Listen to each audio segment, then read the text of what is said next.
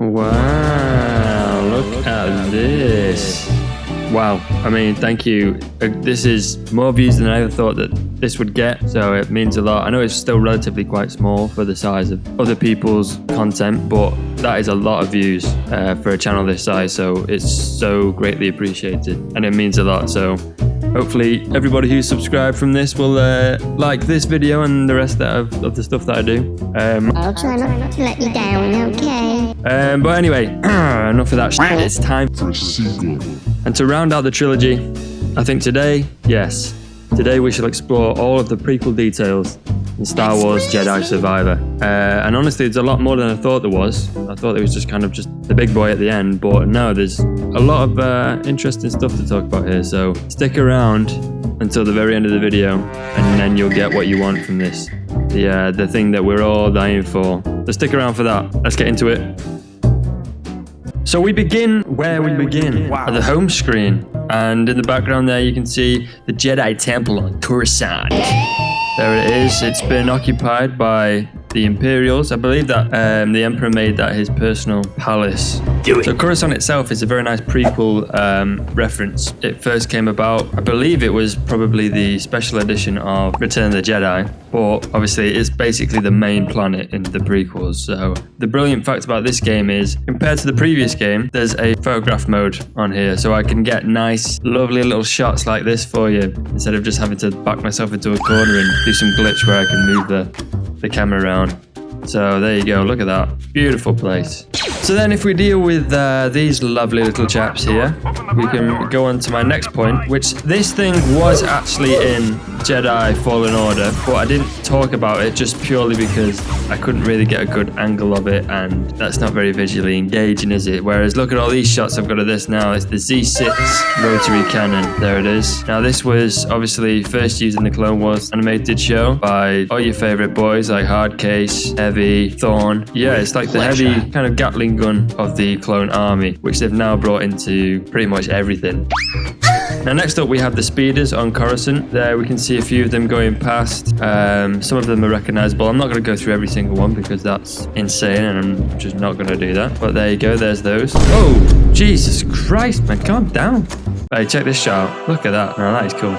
So the next thing we have up is the Purge Troopers. Now I didn't speak about these in the last video, even though they were there, because again I couldn't really get a nice shot of them. So Purge Troopers themselves are actually just made up of clone armor. Yes, sir. They're using painted black clone paratrooper armor, as you can see there with that cool ass helmet.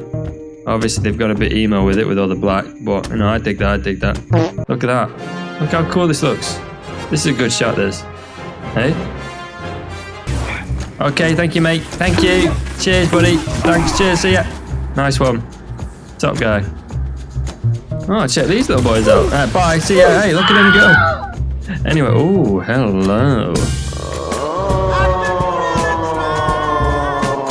So next up we have the speeder bike that Anakin chases Zam Wethel in the Attack of the Clones. There it is. It's not the exact same one, obviously I don't think, but it's the same colour scheme. He does this famous line. I don't mind flying, but what you're doing is suicide. And look at this. It's nice. It's a nice nice little car, this nice little whip. He needs to clean out the footwells though. It's dirty as hell. You've also got this little slick blue number 8. I like this one. This is swagged out. Okay, the next thing I want to talk about on Coruscant is this bar here. So if you look at it, you might not think that this is anything. It very much resembles the same bar in Attack of the Clones, where you know the one. The guy goes, "Hey, you want to buy some death sticks? Hey, I don't want to tell you death sticks." That guy. It's the same. It's not the same bar, but it's the same kind of vibe. I'm so happy to be here. I'm so happy to be amongst all the books and the archives here. It's so good. Yeah, so we've got Sia Junda's Jedi Archives here. You first see the Jedi Archives in the Jedi Temple on Coruscant in the prequels. So this is a kind of a trying to rebuild that kind of situation that they had going there. Although a lot of these books or data cards or whatever they all look the same. I don't know if they've got different stuff on. Unless it might just be a lot of Boss Nass nudes. That'd be good, wouldn't it? Now. Oh my god. Look at that. Look, this is what we're here for. Oh god. Yeah, look at that. No, I mean this. Yeah. the LA-80. Of course, you can't have a prequel references video without an LA-80 in it. It's just not happening. And this is the only one in the game. I searched this whole map. There's nothing else. Just the only one there. But come on, friend of the show, LA-80. He's always there. You've got to have one. And this is a nice one, you know? It's old, it's bruised, it's dirty, but we like them dirty, hey? Look at that. I mean, it is kind of just placed in the ground. They've not really crashed it that much, the developers there. It is just kind of clearly an asset that's been placed in the ground, but I'll let them pass with that because it is an LA-80 and look, it's beautiful. It is a beauty. Look at that.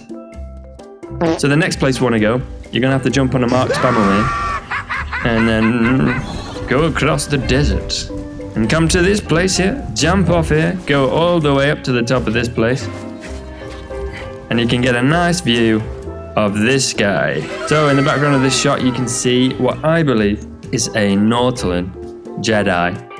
A big statue in the background there.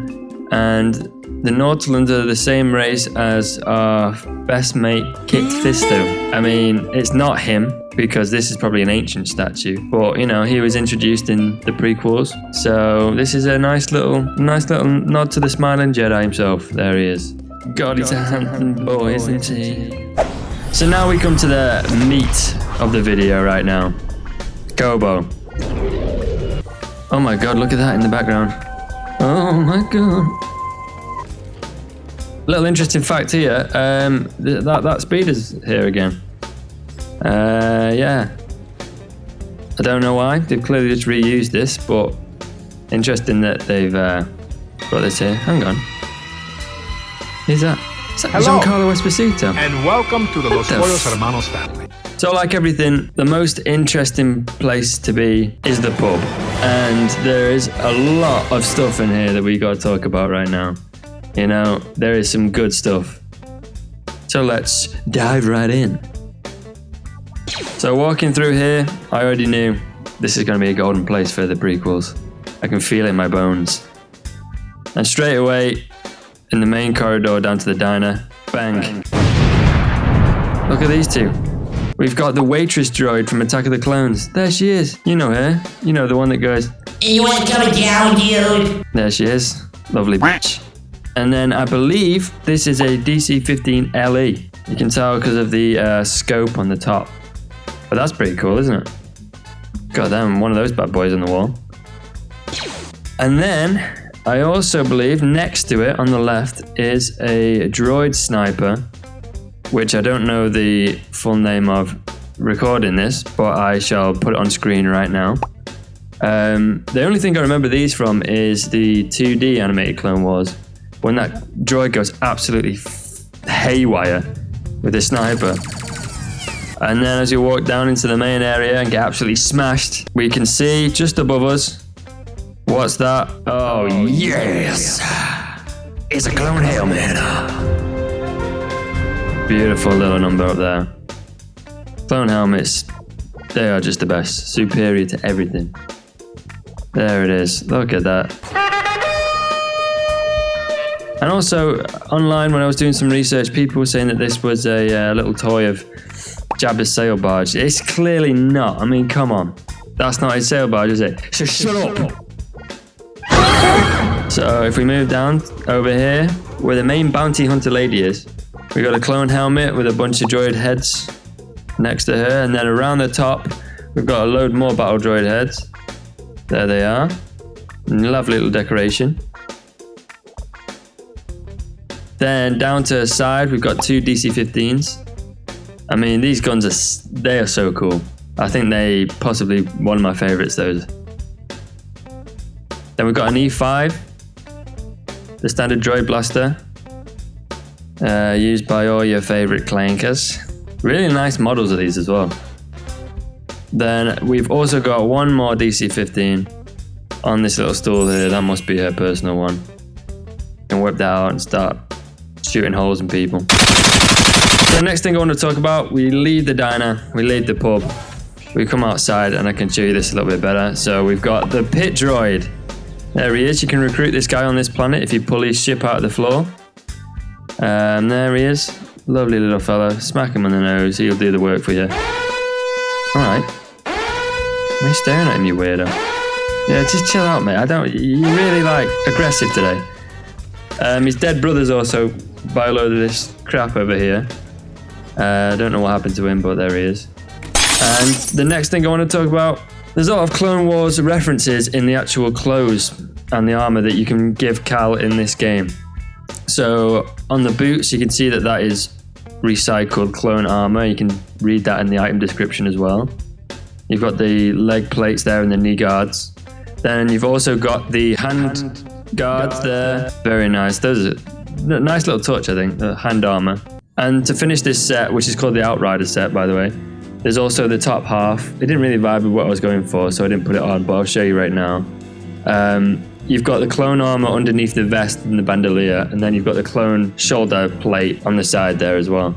You can also change the color of this on all of these armor pieces. You can change the color, and I think this one to me, 501st maybe. There's also this one that I thought was interesting. If you zoom in on here, you can see this, like, it's kind of like I know it looks like scratches, but it also kind of looks like it could be a pattern. So I thought it was maybe a very, very faded wolf pack emblem, but I'm not sure. Potential, maybe? You've also got this brown coloured paint that you can put in it, which to me looks like it could have been an actual clone legion. You can see it better on the boots here, the leg armour. That's how they would paint their armour, I think, in the Clone Wars, with the stripes down the front. I don't know what this legion would be, if it is a legion. Then you've also got Obi-Wan's, I think this is the pre-order skin. You've got the Obi-Wan Jedi outfit here. You've got the clone forearm armor there as well. But then on the back, if you spin him around, you've got Obi-Wan's shoulder plates with the Jedi logo on the side. That's very nice. That was from his Clone Wars armor getup. Very interesting. Very cool. Now, I don't know about you, but when I think about Jedi Survivor, I think of this beast, the Lucrehulk. Now, this is what we've all been waiting for. This is what the big reference is. Now, just like the Venator in Fallen Order, the scaling of this place is perfect. You really, really get a sense of like awe when you're trying to walk up to this place. You can see it anywhere on the map, I'm pretty sure. It's cool as hell. Now, you can go inside and fully explore this whole place. But before we do that, let's trek across this dead little swamp. You've got a multitude of vulture droid parts just thrown about as you're in the swamp. And you can actually see a vulture droid and a droid gunship flying in and out of this place. Probably about every 10-15 seconds. They're coming in and out, flying around. I think he's probably an Uber driver, maybe. I think he's got some food delivery there for the boys inside. In this shack here, you've also got some unpainted battle droids, because this raider team, the Bedlam Raiders, has taken these droids over and they've repainted all of them. So there's some unpainted ones in here, which is quite interesting. Now, this shack itself is built out of parts of the Lucrehulk and surrounded by a load of vulture droid parts, even including the vulture droid's head over the front. That's pretty cool. And now, probably the main thing that you're going to see is a lot of droid parts everywhere. So there's millions of heads and arms and all kinds of things everywhere, even including the vulture droid parts here as well. I mean, I thought these were surfboards when I first saw them, and I was like, hell yeah. There's also some crash vulture droids in the swamp as well. Pretty cool. He's laid out. I mean, look at the scaling on this. It's perfect. It's so eerie as well, with all the tanks just floating in the shit. You know, we'll explore this area a little bit better later on, but you can see a load of ATTs and MTTs in there. Coming up to the entrance, yeah, see this lovely effigy. Ugh. Oh look, B1s. Oh, you're so dead. Yeah. We got a B2 Super Battle Droid here as well. There he is. The model is super cool on this one.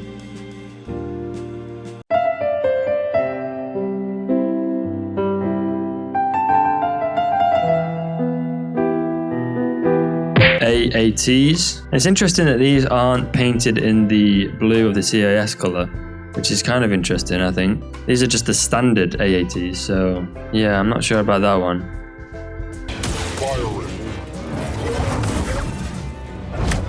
See ya. Oh my god, look at these two. We've got these BX commando droids here. Goodbye. Now I'll get a good look at these later on. There's some standing idle, but you can see this dead boy on the floor here. Really cool. So here's a better look at the hangar bay that was in the swamp. Now we can see a lot of AAT tanks here. And as we zoom in at the top here, we've got some of these droid gunships. Very cool, very nice. Super high res as well. We got some vulture droids, more AATs. I mean, they look like toys from here. They look like something I'd have as a kid. An MTT there. Again, not painted separatist blue. Here we go. Here's a better look at the commando droid. There's 3 different versions of this guy in the game. They've got this one. You've got the depressed one here.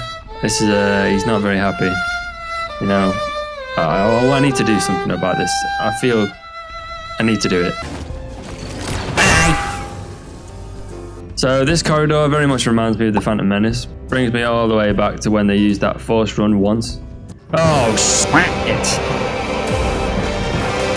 Droidicas, here we go. They literally have everything in this game. The rolling death balls themselves. Really, really, really nice models on these as well.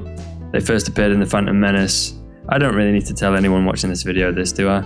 You know the stuff. I wonder if they could just done this in the movie. Pretty easy. So you can run up on this squad that are walking through the corridors patrolling, and this just instantly made me think, why can't we just get a Clone Wars game? You know, you place a clone squad or something, infiltrating different places. It would be so cool, even in like a Call of Duty campaign style of way. I think that'd be sick. Why do they never give us what we want? It's so annoying. It's a money-making machine. You can also see a much better version of the B1 battle droid here. So in the core, you can see again, there's these parts just everywhere. We can see some AATs down the platform there, and then the core. Like, this is what I mean. Look at the amount of parts that are just heads. So this is a cool bit from this game. I mean, for some reason I start crawling. What the friggin' hell are you doing? Stand up. But it starts playing the music. And you can see them drop down. This is sick. Oh yeah.